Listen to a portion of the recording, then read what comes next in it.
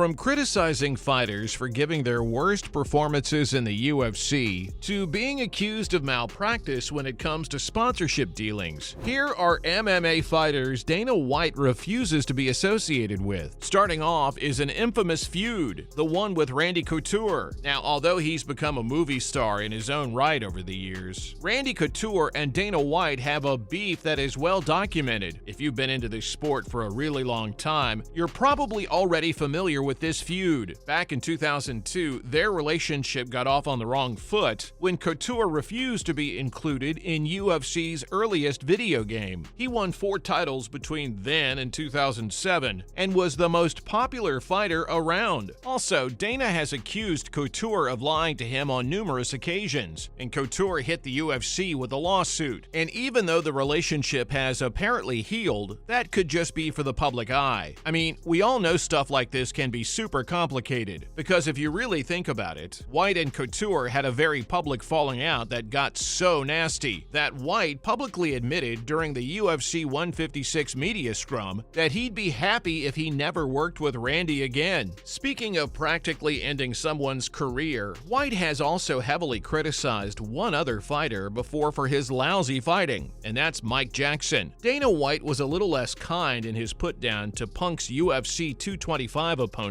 Jackson. Well, that's still an understatement to what was actually said, to be honest. Mike Jackson might have beaten CM Punk handily that night, but the UFC president sure didn't consider Jackson a winner, and he didn't hold back either when he let everyone know about this publicly. He went off on Jackson's performance against the former WWE star during the UFC 225 post-fight press conference at United Center. White was not pleased by some of Jackson's apparent showboating and him not trying to finish CM Punk when he seemingly had the opportunity. According to him, Jackson was acting like a goofball that night. How White saw it was that Jackson got this opportunity to fight CM Punk, but he never looked like he was trying to finish the fight, ever. White even said Jackson looked like he could have finished the fight a few times, but didn't. To make matters worse, in the end, White said that's it for his UFC career. Yeesh, I don't think anyone can ever come back from that, especially in a sport like this. Then comes a fighter who has accused White of keeping him under contract without letting him do anything, and you best believe Dana wasn't having any of it. That fighter, of course, is Nick Diaz. I mean, the UFC president has had his fair share of disputes with Nate Diaz, but he hates his brother Nick even more, especially after Nick no-showed enough media appearances so many times that Dana nearly kicked him off the card altogether. Then came a point when Nick pleaded to try to come back to UFC, though as a response, White not only said he'd never trust the fighter enough to do business with him again, but according to White, Nick had just lost his passion for fighting. Oh, and this wasn't the end of their feud, because there was definitely more bits of friction after that too. Like the time when Diaz slammed the UFC for not booking him for a fight as he sought to finish his contract to test free agency. He said that the UFC didn't want him out of contract and that they were keeping him in there and holding him hostage. In response, White explained that it's impossible for the UFC to prevent Diaz from competing because the organization is required to offer him so many fights per year, or otherwise be forced to compensate him for sitting on the sidelines. White also said, when isn't Nate Diaz saying something crazy at the UFC Long Island post-fight press conference? Adding to this, he said, I've said this a million times and I'll say it again. We can't hold guys hostage. It's not possible. I don't really know who to believe when it comes to this case, honestly. All I know is none of these two seem to bear the thought of each other, and it clearly shows. It's sad to see fighters in the UFC who were once known to be the most insane fighters ever. Right-hand connection from Lawler.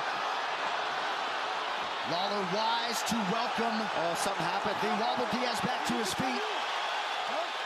That's it. Diaz does not return to his feet. Robbie Lawler gets the win by TKO. Ending up in crazy feuds later on in their careers and wasting all their potential away. Take Tim Sylvia, for example. In his heyday, this former UFC heavyweight champion was one of the company's most formidable big men in the league. But after losing several fights, once he went past his prime, White wasn't having it. White said that this dude just made MMA look like a complete joke. Yeah, the UFC president lambasted Sylvia over on 5 Knuckles, saying that if he had any hopes of ending his career in the UFC, he would have to go to The Ultimate Fighter, because other than that, there's no other way he's getting in. Also, Dana White was clearly relieved when Randy Couture defeated Sylvia for the title in early 2007.